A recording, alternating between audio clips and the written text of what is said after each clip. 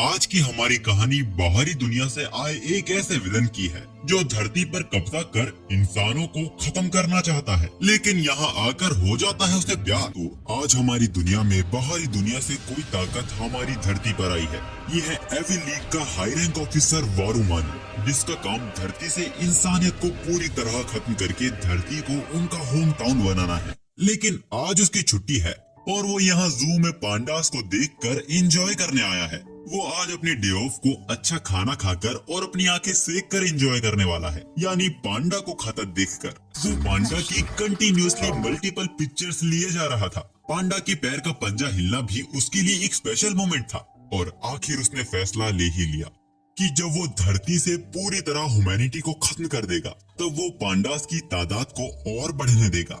लेकिन अभी उसके लिए सबसे जरूरी उसका उसके काम से दूर भागना है और उसने सब कुछ पहले ही प्लान कर लिया है। जैसे अगर उसकी किस्मत खराब रही और वो टाउन में अपने ही कोवर्कर से टकरा जाता है तो वो वहाँ से एक शूटिंग स्टार की तरह गायब हो जाएगा।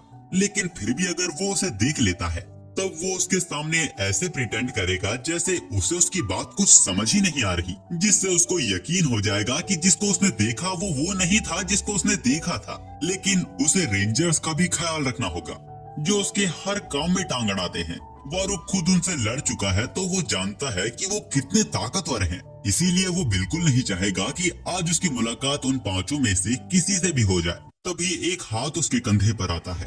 वो लड़का जानता था कि वारू एविल लीग से है, क्योंकि उसकी बॉडी से निकल रही डार्क कॉस्मिक एनर्जी वो महसूस कर पा रहा था। वो रेड रेंजर था जो यहाँ पेट्रोलिंग कर रहा था। वो वारू को उसके असली रूप में आने को कहता है और तुरंत उसको उसके साथ लड़ने को कहता है। वारू बहुत ही गुस्से में आ गया था। वो अपना हाथ रेड रेंजर की तरफ कर देता है और उसे रुकने को कहता है। रेड रेंजर कंफ्यूज हो गया था। वो कहता है कि आसपास कितने क्यूट पांडास हैं, उनकी लड़ाई की वजह से वो डर जाएंगे। रेड रेंजर को भी पांडास पसंद हैं।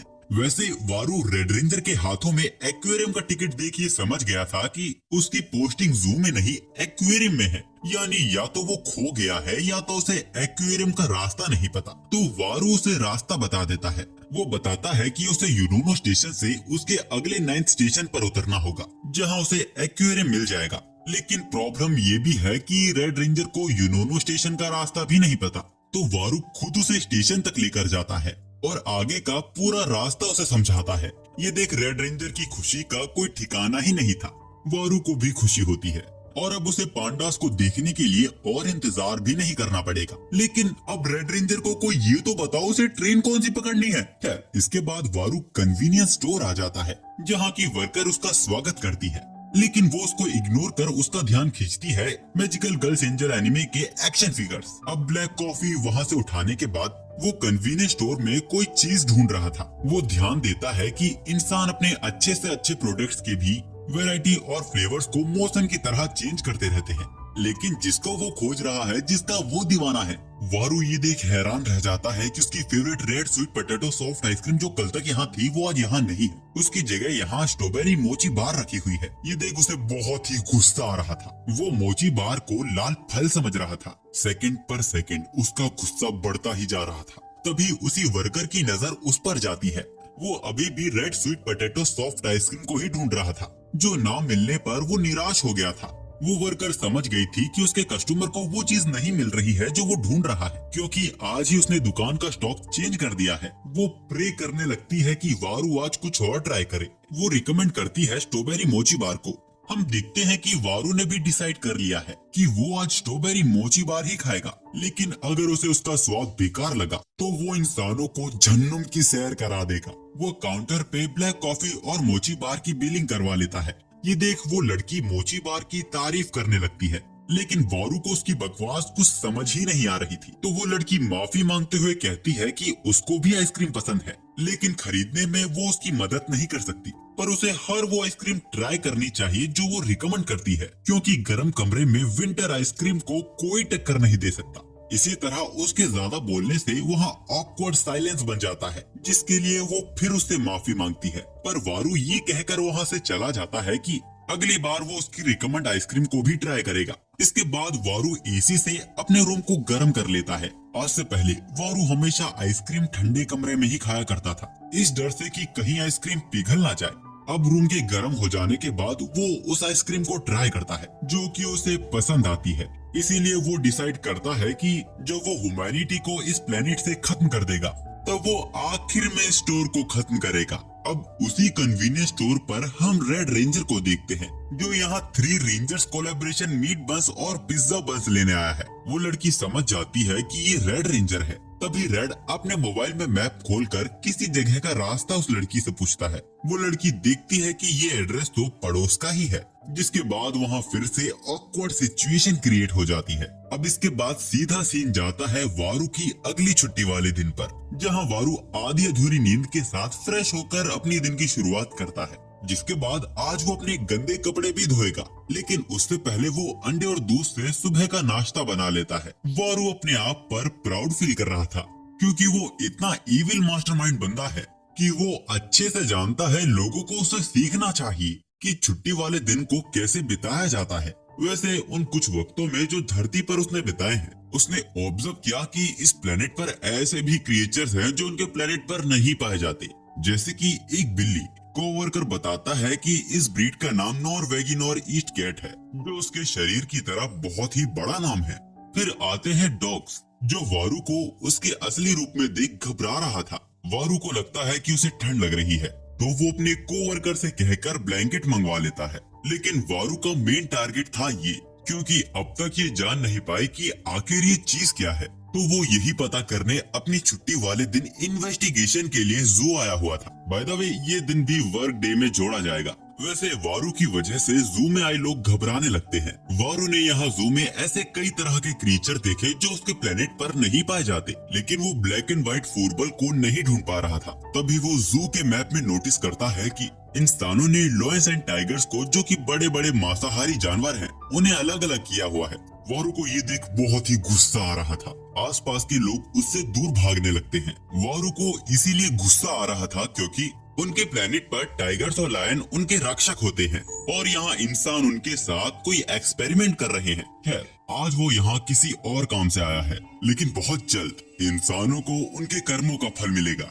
अब इसके कुछ देर बाद वारू वहाँ से पांडा सॉफ्ट टॉय लेकर बाहर निकलता है और उसने आज की अपनी रिपोर्ट में लिखा कि वो यहाँ फिर आना चाहेगा। तब से ही वारू को पांडा देखने की ये लत लग गई है और वो सॉफ्ट टॉय आज भी उसके साथ है। अब इसके बाद वारू तैयार होके मार्केट जा रहा था, पर रास्ते में रेड रेंजर उसे रोक देता है। वो उस दिन के लिए वारू को शुक्रिया अदा करता है, साथ ही वो उसके लिए पांडा कुकीज भी लेकर आया था। वारू उसे ले लेता है, पर रेड रेंजर का सवाल था क्या वो आज भी नहीं लड़ेंगे। वारू ये कहकर अंदर जाने लगता है कि आज वो कतई नहीं लड़ेगा क्योंकि आज उसकी छुट्टी है। अब रात के वक्त हम देखते हैं कि वारू बहुत ही गुस्से में है। वो बताता है कि वो अपनी छुट्टी को सबसे ज्यादा मायने देता है, जिसकी शुरुआत एक अच्छी नींद और अच्छे खाने के साथ होनी चाहिए। लेकिन तब इन सब का कोई मतलब नहीं जब तुम अपने काम से दूर ना भागो। वो शॉपिंग के वक्त रेड रेंजर से लड़ने से बचा। मार्केट के अंदर उसे अपना कोवर्कर दिखा तो वो वहाँ से शूटिंग स्टार की तरह गायब हो गया। फिर किसी तरह अपनी छुट्टी को अपने कोवर्कर्स के सामने उसे डिफेंड किया। लेकिन इतनी मेहनत करने के बाद, हफ्ते भर ऑफिस में अपने आप को घिसने के बाद, अगर उसे उसकी फेवरेट करी खाने को ही ना मिले, तो जब वो वहाँ अपनी फेवरेट करी लेने गया था तब वहाँ उसका कोई और ही फ्लेवर पड़ा हुआ था जो वारू को बिल्कुल पसंद नहीं है। आज वो इतना गुस्से में आ गया था कि वो आज धरती से इंसानों का सफाया ही करने वाला था। पर तभी टीवी पर पांडा का शो शुरू हो जाता है, जिसकी वजह से आज धरती वारू के कहर से बच गई। अब वारू के अगले छुट्टी वाले दिन वो मॉल घूमने आता है, तभी पीछे से कोई उसके कपड़े पकड़ लेता है। वारू को लगा कि दुश्मनों का उस पर हमला हुआ है, पर वो देखता है कि ये तो दो कोई बच्चे हैं जो उसे अपना पापा समझ रहे हैं। उन बच्चों ने भी पहचान लिया था कि ये उनका फादर नहीं है, पर फिर भी वो वारू को उन्हें आइसक्रीम दिलवाने को कहते हैं। तो वारू उनसे पूछता है कि क्या तुम्हारे पेरेंट्स ने तुम्हें सिखाया नहीं, अनजान लोगों की दी चीजें कभी नहीं लेनी चाहिए। वो दोनों मना कर देते हैं। अब वारू को अर्थ वालों की परवरिश पर गुस्सा आ रहा था। वैसे वारू उन्हें आइसक्रीम दिलवाने को तैयार था, लेकिन उन्हें वो कोन वाली नहीं कप वाली आइसक्रीम दिलवाएगा, क्योंकि कोन में आइसक्रीम नीचे गिर जाती है। पर बच्चे उसको मना कर देते हैं क्योंकि कप वाली आइसक्रीम कूल नहीं होती। वैसे वो कह तो सही रहे थे, इसीलिए वारू भी उन्हें दिलवाने को तैयार हो जाता है। वैसे वहाँ की वर्कर को लग रहा था कि वारू इन बच्चों का फादर है। तभी वो दोनों बच्चे वारू को शुक्रिया था कहते बोलते हैं कि थैंक यू अनजान अंकल, जो हमारे फादर नहीं है। वो वर्कर शॉक हो जाती है। वारू उन्हें ये यहाँ कहने से मना करता है और उन्हें अपने साथ ले जाता है। उस वर्कर को भी तसल्ली हो गई थी कि ये लोग मजाक कर रहे थे। अब लॉस्ट चाइल्ड सेंटर की तरफ जाते वक्त एक बच्चे की आइसक्रीम नीचे गिर जाती है। वारू ने उसे तो संभाल लिया था, लेकिन आइसक्रीम गिरने की वजह से वो बहुत उदास हो गया था। तभी दूसरा बच्चा वारू को उसे दूसरी आइसक्रीम दिलवाने को कहता है, जिससे वो खुश हो जाएगा। वो बच्चा भी अब वारू से विनती करने लगता है। फिर वो दोनों एक साथ कहते हैं, प्लीज अनजान अंकल, जो हमारे पापा नहीं है। वहाँ सबका अटेंशन वारू की तरफ ही आ गया था। किसी तरह वो उन्हें लॉस्ट चाइल्ड सेंटर तक पहुँचा ही देता है। जाने से पहले वो बच्चे वारू को हक कर लेते हैं। वारू जानता है कि ये उनकी आखिरी मुलाकात है, इसके बाद वो लोग कभी नहीं मिलेंगे। वो उनके सिर को सहलाते हुए बोलता है कि अब तुम फिर से अपने फादर से दूर मत हो जाना। वारू जानता है कि जब तक ये दोनों बड़े होंगे तब तक वो इंसानियत को पूरी तरह धरती से खत्म कर चुका होगा, लेकिन वो उम्मीद करता है कि वो हमेशा इन बच्चों के छोटे गर्म हाथों को हमेशा याद रखे। अब इसके बाद वारू वहाँ से चला जाता है और हम देखते हैं कि इन बच्चों का प्रेजेंस पूरी तरह चेंज हो गया था। इन बच्चों का नाम मुखी और सोरा है, जो कि वारू पर नजर रख रहे थे। लेकिन जैसा उन्होंने वारू के बारे में सोचा था, वो पूरी तरह इसमें गलत साबित हो गए हैं।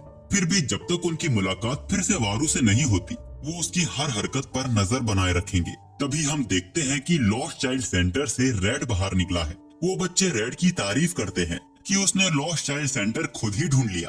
अब जब वो तीनों भी मॉल से बाहर जा रहे थे, तो वो लड़की उन बच्चों को रेड के साथ देख लेती है, जिससे उसे एहसास होता है कि वारू सच में कोई स्ट्रेंजर था। वैसे रेड उनसे पूछता है कि क्या उन्हें कुछ खाना है, जिस पर वो मना कर देते हैं क्योंकि किसी की वजह से उनका पेट भरा हुआ है और वो जल्दी घर चलने को कहते हैं, क्योंकि ब्लू और पिंक को उनकी चिंता हो रही होगी।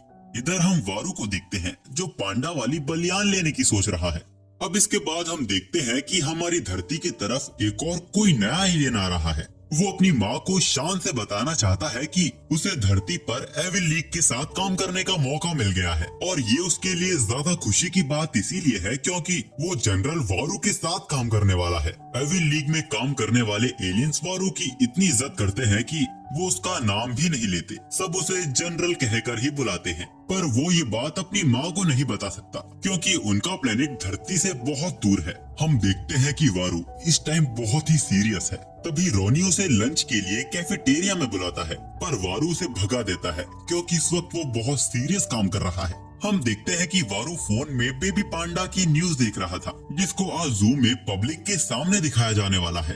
वो पछता रहा था कि आज उसने काम से छुट्टी नहीं ली, लेकिन इसका भी कोई फायदा नहीं होने वाला था क्योंकि बेबी पांडा को सिर्फ लॉटरी विनर्स ही देख सकते हैं। वारू को बहुत ही गुस्सा आ रहा था। उसे लगता है कि उन्हें उन सबको देखने देना चाहिए जो उसे देखना चाहते हैं, पर फिर उसका ध्यान उसकी क्यूटनेस पर जाता है और उसे एहसास होता है कि पांडा की हेल्थ और सेफ्टी सबसे ज्यादा जरूरी है। हम देखते हैं कि वो नया एलियन अब तक काम कर रहा है, जबकि सारे कोवर्कर्स अपने घर जा चुके हैं। तभी वारू उसके पास आता है, जो कि बहुत गुस्से में लग रहा था। जनरल को अचानक सामने देख वो भी हैरान हो गया था। वारू उसे बस यहाँ से दफा होने को कह रहा था क्योंकि उसे काम करते करते बहुत देर हो गई है। वो बताता है कि वो इन कुछ फाइल्स को खत्म करके यहाँ से जाने ही वाला था। वो उस फाइल को देखकर बोलता है कि इसको आज खत्म करना जरूरी नहीं है, और बाकी फाइल्स को देखकर भी वो यही कह देता है। वो उसे समझाता है कि उन्हें धरती को अपना प्लेनेट बनाने में 1 से ज्यादा दिन लगने वाले हैं, तो हमेशा लड़ाई के लिए तैयार रहने के लिए उन्हें अपने माइंड और बॉडी को भी रिलैक्स देना होगा। वारू वर्कशीट को उसके सर पे मार के उससे कहता है कि कल की उसकी छुट्टी है, तो जितना हो सके इसका उतना फायदा उठाना, और ये कहकर वो वहाँ से चला जाता है। छोटू को अब तक यकीन नहीं हो रहा था कि अभी जनरल ने उससे बात की। वैसे वो नहीं जानता कि छुट्टी के दिन को कैसे बिताया जाता है। वो इसके बारे में ऑनलाइन सर्च करने लगता है, तभी उसे यूनोनो जू के बारे में पता चलता है। अब इसके एक दिन बाद वो छोटू वारू के पास वापस आता है और वो उसे बताता है कि वो जू गया था पांडा देखने के लिए, जिसका आइडिया उसे वारू की रिपोर्ट से ही मिला था, और वो वहाँ से वारू के लिए पांडा कुकीज भी लेकर आया है। पर ऐसा लग रहा था कि वारू को ये पसंद नहीं आया। वो बहुत डर गया था, बट वारू उसके तोहफे की तारीफ करता है, जिसको देखकर छोटू भी वहाँ से तुरंत निकल जाता है। अब बाहर आते ही वो शर्म से पूरा पिघल गया था। वो अपनी माँ से वादा करता है कि वो जनरल के अंडर अपनी पूरी मेहनत करेगा। अब हम देखते हैं कि वारू घर आ गया है और वो उस तोहफे को ही देख रहा है। वो उस पैकेट को फाड़ता है जिसके अंदर से एक पांडा कुकी निकलती है। ये देख वारू को बहुत ही गुस्सा आ गया था, क्योंकि वो कैंडी इतनी क्यूट है कि वो इसे खा ही नहीं सकता। अब एक और दिन जब वारू थक हार कर अपने काम से वापस लौटता है, तब वो इतना थक चुका था कि वो हॉल में ही फैल जाता है। उसे एक पेट पांडा चाहिए था, ताकि जब वो थक हार कर अपने काम से वापस लौटे, तब पांडा को अपने सामने पाकर उसका मूड तरोताजा हो जाए। लेकिन ये तो बस उसकी इमेजिनेशन थी। वैसे वारू यहाँ सोचता है कि पांडा को पेट रखना उनके साथ ज्यादती नहीं हो जाएगी। जब वो ह्यूमैनिटी को धरती से पूरी तरह खत्म कर देंगे, तब वो पांडा की पॉपुलेशन को और बढ़ने देंगे। तब वो लोग क्या दोस्त की तरह नहीं रहेंगे? यहाँ वारू इतना थक चुका है कि उसे खुद नहीं पता कि वो क्या सोच रहा है। अगर वो लोग दोस्त की तरह रहेंगे तो वारू उनके साथ गेम खेला करेगा, उनके साथ चेरी ब्लॉसम देखने जाएगा, अपनी प्रॉब्लम्स को उनके साथ शेयर करेगा और उनसे भी उनकी लाइफ प्रॉब्लम्स के बारे में पूछेगा। वो लोग पार्टी करेंगे, ट्रिप पर जाएंगे। इंसानों के बिना ये दुनिया कितनी खूबसूरत हो जाएगी। और इसी खूबसूरत सपने के अंत के साथ सुबह हो जाती है और वारू की नींद खुल जाती है। इस दिन को भी वारू ने उनके ह्यूमैनिटी को खत्म करने के मिशन में बिताया। इसके अगले दिन वो काम से खुद छुट्टी ले लेता है और जू घूमने आता है। वो एक बड़ी उलझन में फंस गया है, जिसका जवाब ढूंढने वो जू आया है। उसे जानना है कि आखिर पांडा की पूंछ का रंग क्या है। उसे लगता है कि पांडा की पूंछ सफेद होती है, लेकिन उनके कान और कई छोटे अंग काले होते हैं। तो क्या पूंछ सच में सफेद होती है? वो इस पर पूरी तरह श्योर नहीं था, इसलिए उसने जू का साल भर का पास खरीद लिया है, ताकि वो खुद पांडा की पूंछ देखकर तसल्ली कर ले। वहाँ वारू के साथ एक लड़का भी खड़ा था, जिसकी आंख भी पांडा पर ही टिकी हुई थी। उन्हें वही खड़े खड़े 15 मिनट बीत जाते हैं। पांडा की छोटी छोटी मोमेंट्स पर भी वारू उसकी मल्टीपल फोटोज लिए जा रहा था। 30 मिनट से 1 घंटा बीत जाता है, लेकिन वो अब तक वहाँ टिके हुए थे। 2 घंटे बीत गए थे, पर पांडा ने अब तक अपनी पूंछ नहीं दिखाई थी। वारू भी अब थोड़ा बहुत इरिटेट हो रहा था। साथ ही उसे इस बात की भी चिंता थी कि उसके यहाँ ज्यादा देर खड़े होने की वजह से वो कहीं दूसरे लोगों के रास्ते में तो नहीं आ रहा है, और शायद ये उसका भ्रम हो सकता है। लेकिन उसे लग रहा है कि जू के स्टाफ उसे ही देख रहे हैं। ज्यादा फोटो क्लिक करने की वजह से वारू के फोन की बैटरी भी डेड हो रही थी। तभी पांडा अपनी हल्की सी गर्दन हिला देता है और वारू फिर उसकी मल्टीपल पिक्चर्स लेने लगता है, जिस वजह से उसका फोन भी डेड हो गया था। तभी पांडा अपने पैरों पर खड़ा हो जाता है, पर अब वारू उसकी पिक्चर्स नहीं क्लिक कर सकता। ऐसा लग रहा था कि जैसे सब उसका घूमने का ही वेट कर रहे हैं। लेकिन वो फिर से बैठ जाता है और सब लोग डिसअपॉइंट हो जाते हैं, जिसके बाद कई लोग निराश होकर वहाँ से चले गए थे। पांडा एक ही जगह पर कई बार अंगड़ाइयाँ लिए जा रहा था, लेकिन वो एक बार भी पीछे नहीं घूम रहा था। वारू समझता है कि हर किसी की जिंदगी में ऐसे भी दिन आते हैं जिस दिन उन्हें कुछ करने का मन नहीं करता, बस एक ही जगह पड़े रहना चाहते हैं। लेकिन वो मिस्टर पांडा से रिक्वेस्ट करता है कि वो कुछ देर के लिए ही सही थोड़ा तो घूम जाए। ऐसे ही कुछ वक्त और बीत जाता है और लगभग 3 घंटे बाद पांडा फिर अपनी जगह से हिलता है। वो दोनों ही इस पल के लिए तैयार थे। आखिर उन दोनों को पता चल ही जाता है कि पांडा की पूंछ सफेद होती है। हाँ, वो लड़का भी वारू की तरह पांडा की पूंछ ही देखने आया था और आखिर वो दोनों ही सफल हो गए। अब इसके बाद उन दोनों के रास्ते अलग अलग हो जाते हैं और वारू आज की अपनी रिपोर्ट में लिखेगा कि ये सच में बहुत मेहनत का काम था। अब इसके बाद वारू पिटिंग जू में रैबिट देखने आया था। वहाँ वो एक रैबिट को नोटिस करता है जिसका बॉडी पैटर्न पांडा जैसा था। वहाँ की वर्कर वारू को रैबिट्स के साथ खेलने के लिए अंदर इनवाइट करती है। वारू भी अंदर आ जाता है। वो वर्कर वारू को इस बात का खास ख्याल रखने को कहती है कि रैबिट्स को पकड़ते वक्त वो खड़ा ना रहे। हम देखते हैं कि वारू को रैबिट्स ने पूरी तरह घेर लिया था। वारू को इसमें भी इंसानों की कोई चाल लग रही थी। तभी वो वर्कर वारू को बताती है कि रैबिट उसको पसंद कर रहे हैं। वो उन्हें वारू के सामने से हटा देती है। इस बीच हम उस लड़के को वापस से देखते हैं। वो वर्कर वारू से रैबिट्स को सहलाने को कहती है, पर वारू वहाँ बैठकर बस उन्हें घूरे ही जा रहा था। तभी वो लड़का वारू को दिखाता है कि रैबिट्स को कैसे सहलाया जाता है। उनके बैक और फर पर रब करने से उन्हें अच्छा महसूस होता है और जब उन्हें इसकी आदत होने लगी तब उनके गाल और सर पर रब करने से उन्हें और भी अच्छा लगता है। वारू ने पहचान लिया था कि ये वही लड़का है जो उसकी तरह पांडा की पूंछ देखने आया था। वो उस लड़के से पूछता है कि क्या वो जूलॉजिस्ट है, जिस पर वो मना कर देता है। आखिर अभी वो बच्चा ही है, लेकिन उसे बड़े होकर एनिमल डॉक्टर बनना है। पर उसकी माँ को भरोसा नहीं कि वो ये कभी कर भी पाएगा। तो वारू उसे डॉक्टर कहकर पुकारता है और उसे ये फिर से एक्सप्लेन करने को कहता है कि रैबिट्स को कैसे सहलाया जाता है। ये सुन वो बच्चा हैरान हो गया था। पर वारू इसके बारे में सच में सीखना चाहता था, क्योंकि वो इन सब के बारे में कुछ भी नहीं जानता। वो लड़का उसे सिखाने को खुशी खुशी तैयार हो जाता है। अब इसके कुछ देर बाद हम देखते हैं कि वारू रैबिट्स को सहलाना अच्छे से सीख गया है, जिसमें उन दोनों को ही बहुत मजा आ रहा है। वारू को यकीन हो चुका था कि धरती पर इससे सेटिस्फाइंग चीज और कुछ भी नहीं है। तभी उन दोनों को एक साथ ख्याल आता है कि फिर तो पांडास भी इतने सॉफ्ट होंगे। ये बात दोनों ने ही एक साथ बोली थी। वो दोनों फिर से हाई फाई करते हैं। अब बहुत देर हो चुकी थी, इसीलिए उन दोनों को अलग होना पड़ता है। वारू सोच रहा था कि जब पांडास की तादाद बढ़ जाएगी तब क्या वो एक दूसरे को टच कर पाएंगे।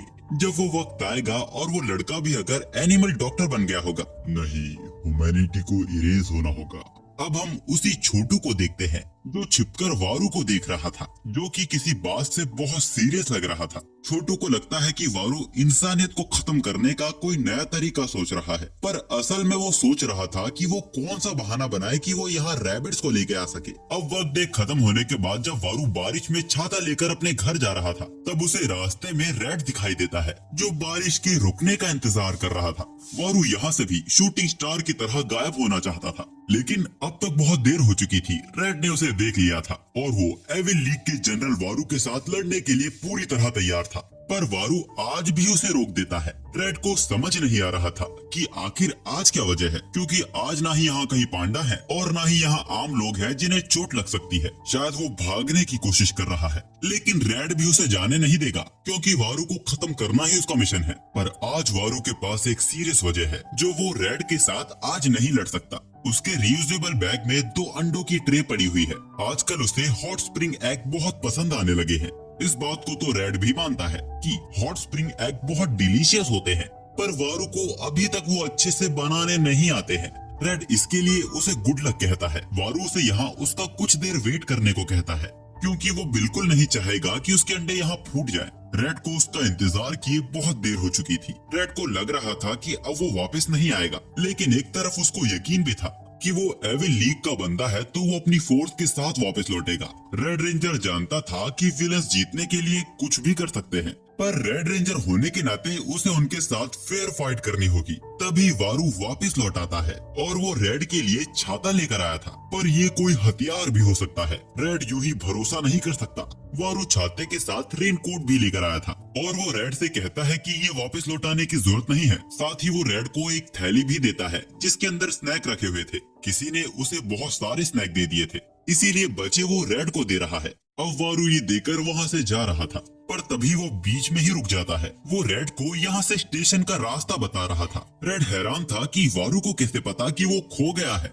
फिर भी वो एक बार फिर वारू से पूछता है क्या वो सच में उससे नहीं लड़ेगा। वारू मना करके वहाँ से चला जाता है। अब कल की बारिश की वजह से आज मौसम बहुत ठंडा हो गया था। ठंड इतनी थी कि वारू को बेड से बाहर निकलने का मन ही नहीं कर रहा था, लेकिन अगर वो बाहर निकलेगा नहीं तो उसका छुट्टी का दिन ऐसे ही बर्बाद हो जाएगा। किसी तरह हिम्मत करके वो हीटर ऑन कर लेता है और उठकर बेबी पांडा का शो देखने लगता है।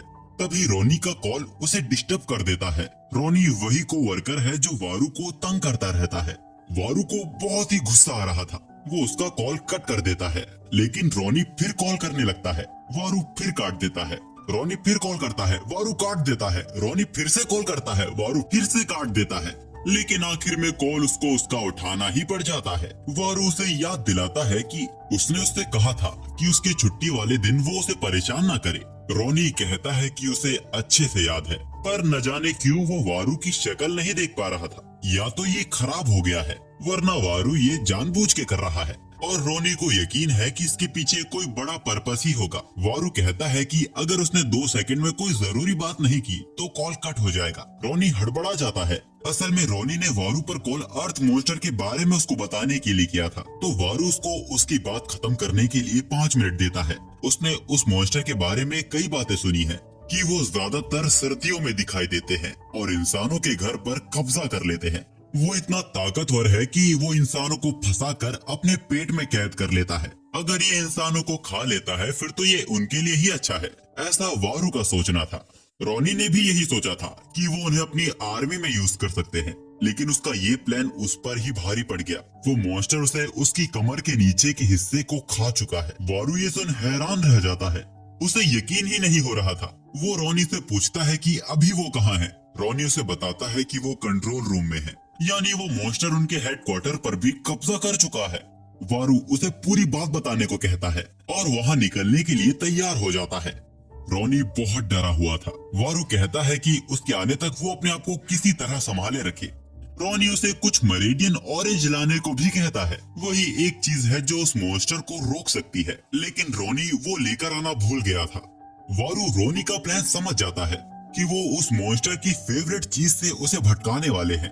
और चिंता की भी कोई बात नहीं थी, क्योंकि वारू के पास ऑरेंज का पूरा डब्बा भर के रखा हुआ है। हमें पता चलता है जब वारू मरीडियन ऑरेंज खरीदने मार्केट गया हुआ था, तब उसे वहाँ एक आंटी मिली थी जो उसे बताती है कि मरीडियन ऑरेंज खाने का कोई वक्त नहीं होता, इसीलिए अक्सर वो घर में जल्दी खत्म हो जाते हैं। इसीलिए जब वो मरीडियन ऑरेंज खरीदने आती है तब वो पूरा डब्बा ही खरीद लेती है। वारू पूरे डब्बे को लेकर बालकनी से ही कूद जाता है और शायद उड़ते हुए विलन्स के हेडक्वार्टर पहुंच गया था। वारू दरवाजा तोड़कर अंदर घुस जाता है, जहां वो देखता है कि रोनी तो आराम से बैठा हुआ है। वारू को सामने देखकर रोनी रोना शुरू कर देता है और उसको वो विंटर टाइम मॉन्स्टर से उसे बचाने को कहता है। वो जैसे ही कंबल से बाहर निकल रहा है, उसे ठंड लगना शुरू हो जाती है, जिस वजह से वो बाथरूम भी नहीं जा पा रहा। वारू ह्यूमन कल्चर के बारे में बहुत जानता है, तो रोनी को यकीन है कि इससे बचने का रास्ता वारू को जरूर पता होगा। वारू रोनी के करीब आता है और उसके सिर पर जोरदार घूंसा धर देता है। इसके बाद वो दोनों बैठकर संतरे खाते हैं। वारू उसे मुंह से ज्यादा हाथ चलाने को कहता है। अब इसके बाद जब वारू रात में अपने घर वापस लौट रहा था, तभी उसकी नजर एक कपल पर जाती है। उस लड़की के हाथ में एक क्यूट पांडा बन था, जो वो अपने बॉयफ्रेंड को दिखा रही थी। हमें पता चलता है कि ये लिमिटेड एडिशन पांडा बन है, जो कि हाल ही में कन्वीनियंस स्टोर पर आया है। इस चीज को वारू नोट कर लेता है। इस बन के अंदर मीट भरा हुआ है और वो दोनों पहले ही बहुत मीट खा चुके हैं, पर इसमें वो कुछ कर भी नहीं सकते क्योंकि सीजन ही चाइनीज बन का चल रहा है। इसीलिए वो लड़की क्यूट पांडा बन के 2 हिस्से कर देती है वारू के सामने और आधा अपने बॉयफ्रेंड को दे देती है। वारू को बहुत ही गुस्सा आ रहा था। अब इसके बाद वो सीधा कन्वीनियंस स्टोर जाता है।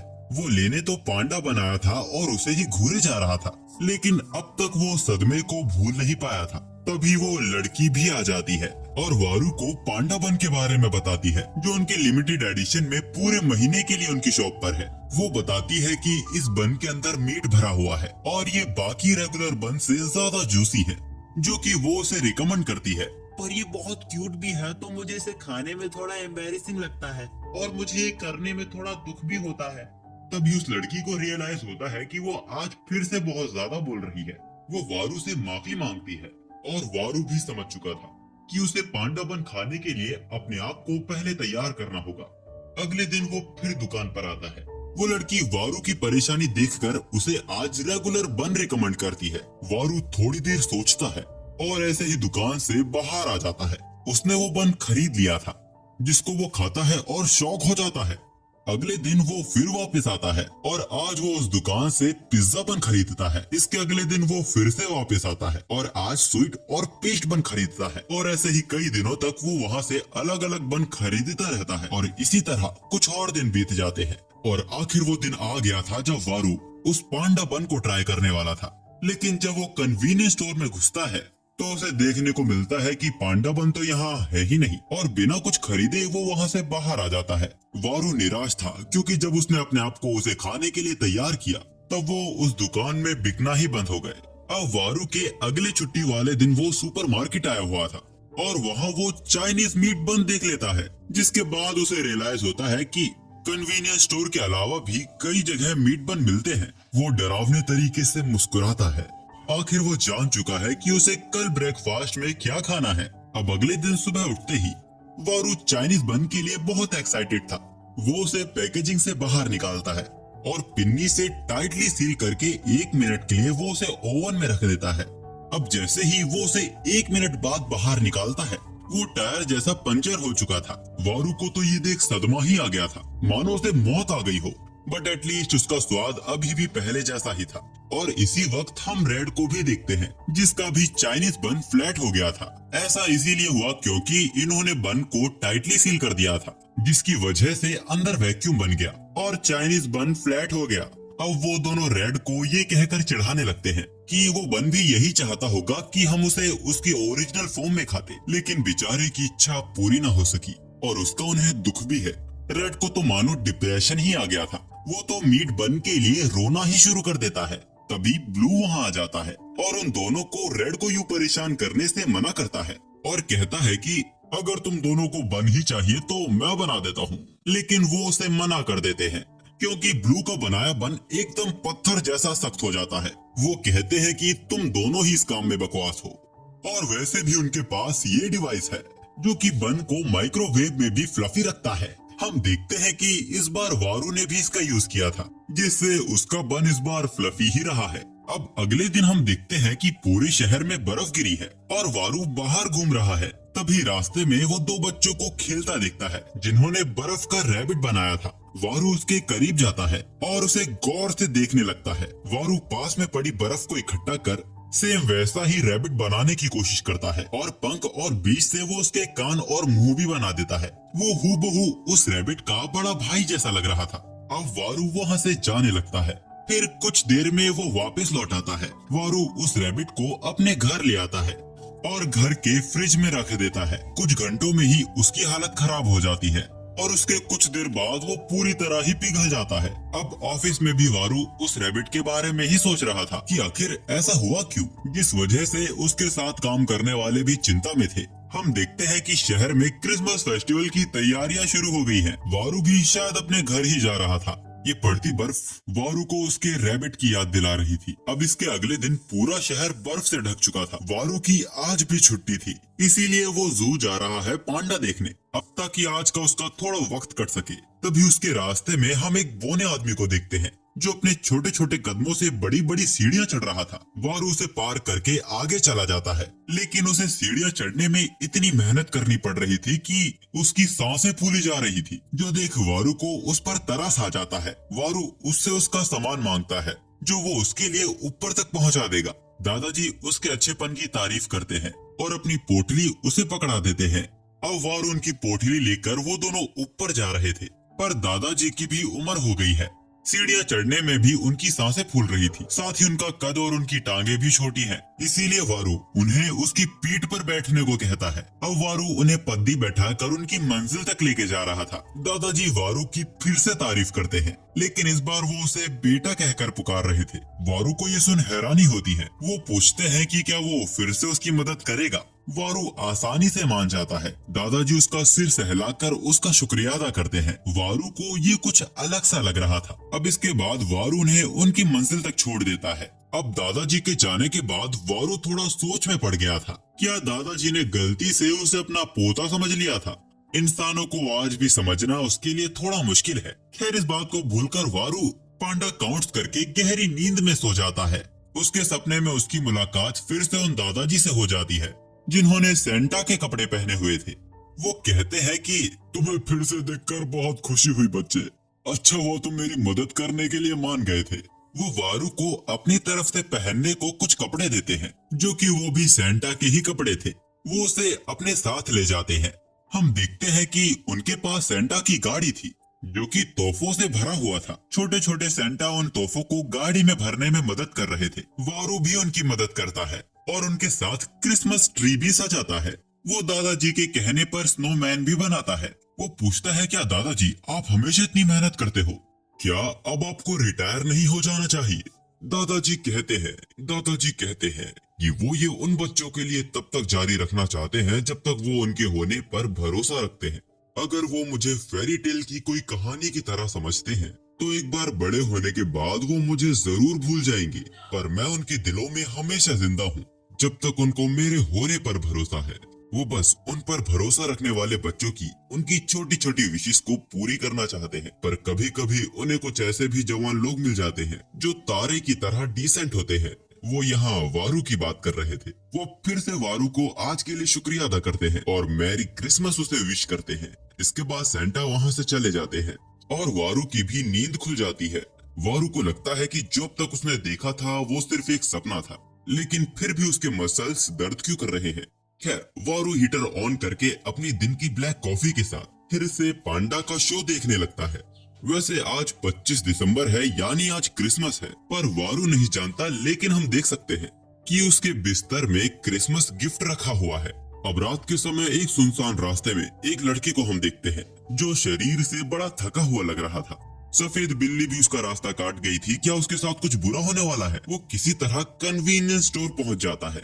उसने अपने नए काम को इस स्प्रिंग के मौसम में ही ज्वाइन किया है। अगर देखा जाए तो शुरू में उसके दिन अच्छे जा रहे थे। वो काम के बाद अपनी कंपनी के कोवर्कर्स के साथ ड्रिंक करने जाता था और दबा के पीता था। यहाँ तक कि उसके बाद वो जिम भी जाया करता था। अपनी छुट्टी वाले दिन वो जगह जगह घूमने जाया करते थे। जिंदगी बड़ी मजेदार चल रही थी, लेकिन अब उसके शरीर में जान ही नहीं बची है। अगर वो घर नहीं जाएगा और कपड़े नहीं धोएगा तो कल के लिए उसके पास पहनने को कच्छे भी नहीं है। घर पहुँचते ही खाना भी बेचारे को खुद ही बनाना पड़ेगा। पर वो जानता है कि आज तो वो ये नहीं कर पाएगा, पर हमेशा वो ऐसे जी भी नहीं सकता, क्योंकि ऐसी लाइफस्टाइल बहुत महंगी पड़ रही है। लेकिन अगर किसी तरह वो इसे रोक भी देता है तो पूरे दिन वो अपने काम में ध्यान नहीं लगा पाता। रो रो के फिर से वो सुपर एनर्जी जेली फिर से अपने बकेट में डाल लेता है, जिसे पीने के बाद उसे खाना खाने की जरूरत नहीं पड़ेगी। अब आगे बढ़ते हुए उसकी नजर वारू पर जाती है, जो बहुत गुस्से में था और अपने दांत चबा रहा था। उसे देख उस लड़के की भी फट रही थी। जैसा उसके सुनने में आया था कि डाउनटाउन के लोग बहुत खतरनाक होते हैं, आज उसे उस बात पर भरोसा हो गया। वो वहाँ से भागने ही वाला था, तभी कन्वीनियंस स्टोर की वही लड़की वहाँ आ जाती है, जिसको देख वारू का गुस्सा शांत हो गया था और वो लड़का हैरान हो गया था। उसके मन में सवाल था, क्या इन दोनों के बीच कुछ चल रहा है?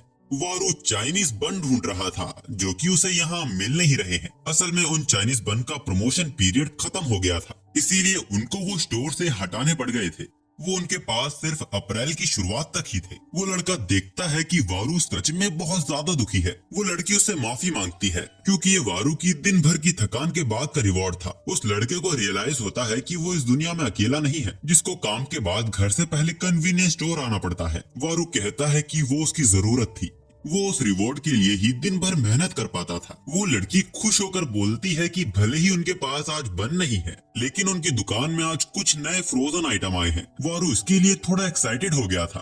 वो उस लड़की को उसके बारे में और बताने को कहता है, तो वो लड़की उसे उसके साथ चलने को कहती है। ये देख वो लड़का भी अब रिवॉर्ड के बारे में सोचने लगता है। वो हमेशा चीजों को गलत तरीके से ही देखता था, कभी उसने अपनी लाइफ को इस तरीके से सोचा ही नहीं। शायद ऐसी बहुत सी चीजें हैं जो वो नहीं कर सकता, लेकिन वो अपने दिए हार्ड वर्क को सेलिब्रेट तो कर सकता है। वो अपने आप को रिवॉर्ड देने के लिए पुडिंग खरीद लेता है। वो लड़की उसे कॉन्ग्रेचुलेट करती है उसके हार्ड वर्क के लिए। अचानक ये सुन वो लड़का शर्मा जाता है। अब उस लड़की को थैंक यू कर वो वहाँ से बाहर आ जाता है। उसे इस बात की खुशी थी कि उसने पुडिंग खरीदी है और अब वो घर जाने में एनर्जेटिक फील कर रहा है। इसके अगले दिन वो कन्वीनियंस स्टोर वापस आता है, फिर से बकेट उठाता है और आज वो साकुरा पुडिंग लेने की सोच रहा था। तभी वो लड़की वहाँ आ जाती है। उसको देख वो हैरान हो गया था। वो बताती है कि उनकी दुकान में चेरी ब्लॉसम थीम प्रमोशन चल रहा है। उनके पास साकुरा मोची, उनके पास sakura roll cake, sakura ice cream और ऐसे ही बहुत सारे आइटम हैं। और साथ में सबसे अच्छी साकुरा फ्लेवर्ड मिल्क टी भी है। वो पूछता है कि क्या ये पुडिंग ठीक रहेगी। वो कहती है कि ये तो उसकी फेवरेट है, तो वो भी उसे अपने बकेट में रख लेता है। वो लड़की उसके डिसीजन को अप्रिशिएट करती है। यहाँ दूसरी तरफ हम वारू को देखते हैं, जो कि अपने घर की तरफ जा रहा था। हम उसके हाथ में वही साकुरा फ्लेवर्ड मिल्क टी देखते हैं, जिसके बारे में कन्वीनियंस स्टोर की वो लड़की बात कर रही थी। इसका स्वाद उसे चेरी ब्लॉसम जैसा लग रहा था। पेड़ से जो चेरी ब्लॉसम की पत्तियां गिर रही थी, उनमें से एक को वारू अपने हाथों में पकड़ लेता है और अपने मुंह में दबाकर घर की ओर जाने लगता है। अब इसके अगले दिन हम देखते हैं कि वो लड़का पहले से ही कन्वीनियंस स्टोर में मौजूद है और आज सोच रहा है कि आज उसे अपने आप को क्या ट्रीट देनी चाहिए। तभी शॉपिंग के लिए वारू भी वहाँ आ जाता है। वो लड़की आज वारू के आने का ही इंतजार कर रही थी। वो लड़का सोचता है शायद आज इन दोनों के बीच कोई जरूरी बात होने वाली है। वो लड़की वारू से कहती है कि वो उसे कुछ बताना चाहती है। वो लड़का थोड़ा चिंता में आ गया था। तभी वो लड़की एक्साइटेड होकर बताती है कि उनकी दुकान में नई आइसक्रीम आई है। वारू इसके बारे में और जानना चाहता था। वो लड़का तो अब तक समझ नहीं पाया कि आखिर यहाँ चल क्या रहा है। खैर, वो लड़की वारू को फिर से अपने साथ ले जाती है। अब वो लड़का भी जिस काम के लिए वो यहाँ आया था उसमें ध्यान देने लगता है। यहाँ हम उस लड़की को देखते हैं जो वारू को उनकी नई फ्लेवर आइसक्रीम दिखा रही थी, जो कि वो उसे डेफिनेटली रिकमेंड करती है क्योंकि ये बहुत ही सॉफ्ट और पूरी तरह फल से बना हुआ है। और उनके पास इसमें दो फ्लेवर है, पहला स्ट्रॉबेरी अदुको की और दूसरा बनाना मोलेसिस किनाको। वैसे तो ये दोनों ही बहुत स्वादिष्ट हैं, लेकिन उनमें से जो उसे सबसे ज्यादा पसंद है, वारू को भी ये दोनों ही टेस्टी लग रहे थे। वो लड़का भी इनकी बातों से अपना ध्यान हटा ही नहीं पा रहा था। वो भी आइसक्रीम्स के बारे में ही सोचने लगता है। अब कुछ देर सोचने के बाद वारू डिसाइड करता है कि वो स्ट्रॉबेरी एडजोकी लेगा और सेम टाइम पे वो लड़की बनाना मोलेसिस किनोकी बोलती है। लड़के को ये सब बहुत ही अजीब लग रहा था। उस लड़की का मुंह खुला का खुला ही रह जाता है। फिर अचानक से वो उससे माफी मांगने लगती है क्योंकि वो जानती थी कि वारू स्ट्रॉबेरी ही चुनेगा। फिर भी वो अपने आप को रोक नहीं पाई थी। वो लड़का सोच रहा था कि अब वारू बहुत ही गुस्सा होने वाला है, लेकिन इसका उल्टा वारू और भी एक्साइटेड हो गया था क्योंकि उस लड़की की रिकमेंडेशन हमेशा उसका पैसा वसूल करवा देती है। इसीलिए वो डिसाइड करता है कि वो दोनों फ्लेवर खरीदेगा। वो लड़की कहती है कि ये तो अच्छी बात है, लेकिन उसकी बातों से उसे दो खरीदने पे मजबूर करना नहीं था। वारू उसे शांत होने को कहता है।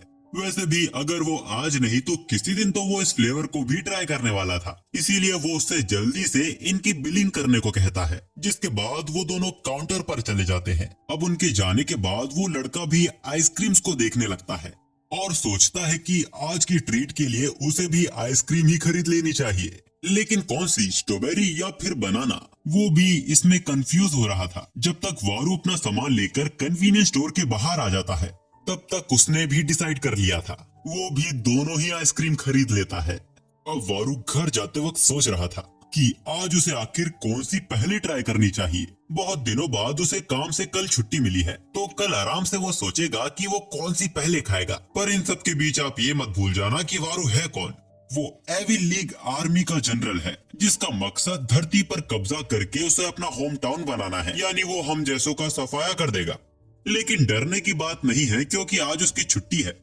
इसीलिए वो आज लेटे आर्ट की तलाश में कैफे आया हुआ है। कैफे अंदर से खाली खाली सा था और कोई पुराना गाना बज रहा था, वो भी कोई पुराने ही डिवाइस में। क्या इसे ही लेटे आर्ट कहा जाता है, मैं नहीं जानता। वारू अपना कोट उतार के कैफे में बैठ जाता है। तभी उसकी नजर पुरानी एक कॉफी मशीन पर जाती है, जिसको देख वो समझ नहीं पा रहा था कि आखिर ये चीज क्या है। उसको भी वो एक एक्सपेरिमेंट डिवाइस समझ रहा था। कैफे का मालिक वारू से पूछता है कि वो उसके लिए क्या कर सकता है। वारू कहता है कि उसे वही चीज चाहिए जो वो बना रहा है। वो उस मशीन में कॉफी पाउडर डाल के नीचे आग लगा देता है। वारू ये सब बड़े ध्यान से देख रहा था। मशीन के अंदर का पानी हीट से उबलने लगता है, जिससे कॉफी भी बनकर ऊपर की तरफ आ रही थी। ये चीज वारू को एकदम हैरान कर देती है। कैफे का मालिक उसे बताता है कि ये सिप-ऑन कैफे मेकर है। वो बताता है कि हमारे यहाँ की रेगुलर कॉफी अच्छी होती है, लेकिन उनका कैफे इस तरह भी कॉफी बनाता है। इसके बाद वो उस कॉफी को वारू के बगल में बैठे उस आदमी के कप में सर्व कर देता है।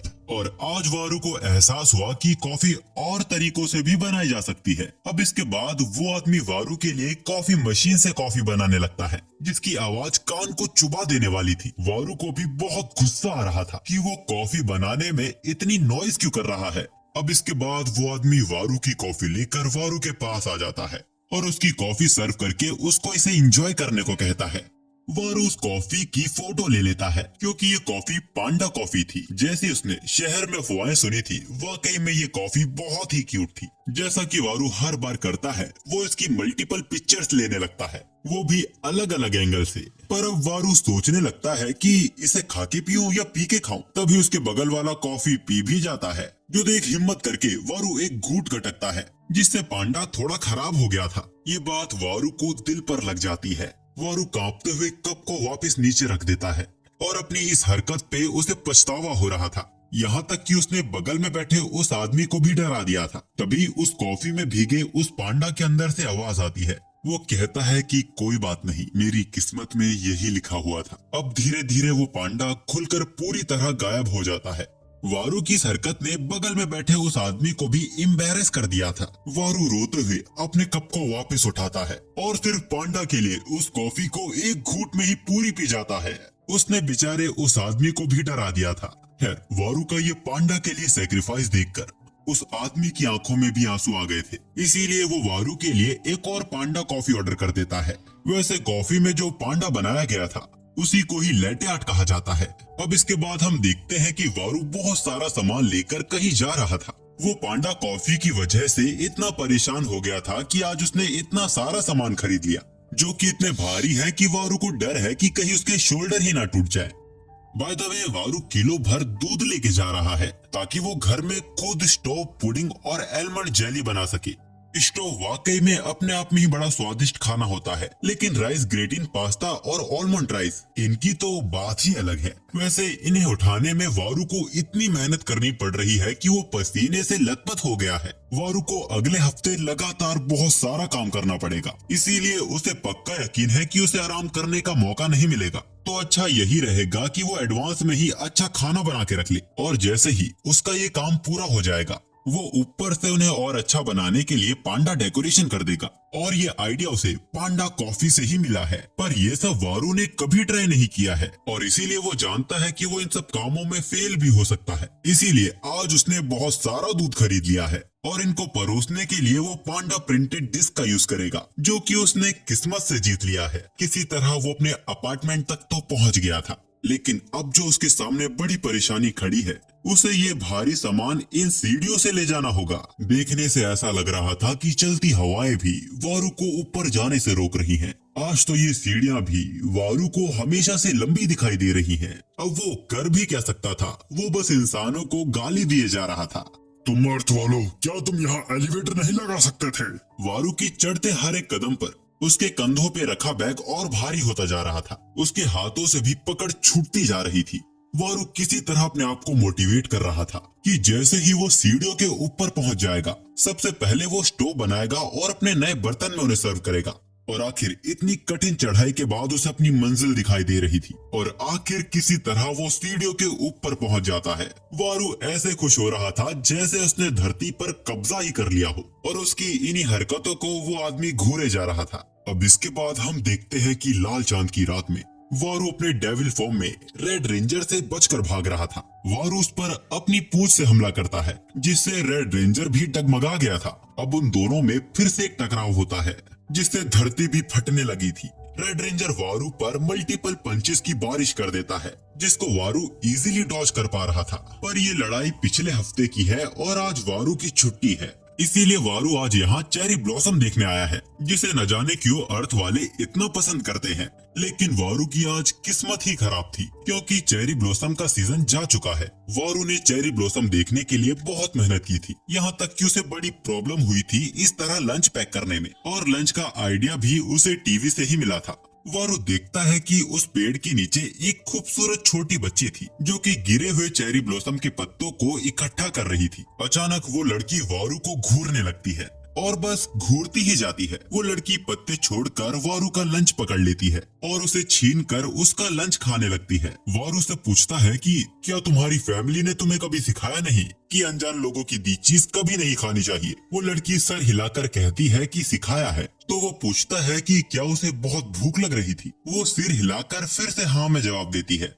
अब वारू को फिर से इंसानों पर गुस्सा आ रहा था। अब उसका ह्यूमैनिटी को खत्म करने का इरादा और भी पक्का हो गया है। तभी वो लड़की वारू से पूछती है कि क्या वो उसका एक और राइस बॉल खा सकती है। वारू कहता है कि तुम जितना चाहो उतना खा सकती हो। वैसे वो लड़की वारू से पूछती है कि क्या वो यहाँ फ्लावर्स देखने आया था। वारू कहता है कि वो देखने तो आया था, लेकिन अब उसके लिए बहुत देर हो चुकी है। वारू उस लड़की को टी बोतल के कप में चाय देता है ताकि वो चावलों को अच्छे से चबा सके। तभी वो लड़की अपने हाथ की मुट्ठी खोलकर चेरी ब्लॉसम गिराने लगती है। इनको देखकर वारू को अपने होम प्लेनेट के फ्लोरा प्लांट्स की याद आ गई थी, जिसके पत्ते तब तक पेड़ से चिपके रहते हैं जब तक वो पूरा पेड़ मुरझा नहीं जाता। लेकिन चेरी ब्लॉसम अपने पत्तों को बिखेर देता है। शायद यही देखने में इंसानों को मजा आता है। वारू को भी ये देखने में अलग सा सुकून मिल रहा था। अचानक वो देखता है कि उसके बगल में बैठी वो लड़की अचानक गायब हो गई है और उसकी जगह पर बहुत सारे चेरी ब्लॉसम गिरे हुए हैं। वारू को लगता है कि वो अपने घर चली गई है। इसके बाद वारू कई दिनों तक लंच लेकर यहाँ वापस आया, इस उम्मीद में कि वो लड़की उसे वापस दिखाई देगी। लेकिन उस दिन के बाद से ही वो उसे कभी नहीं मिली। लेकिन वारू को यकीन है कि अगली साल जब चेरी ब्लॉसम वापस आएगा तो वो लड़की उसे वापस दिखाई देगी।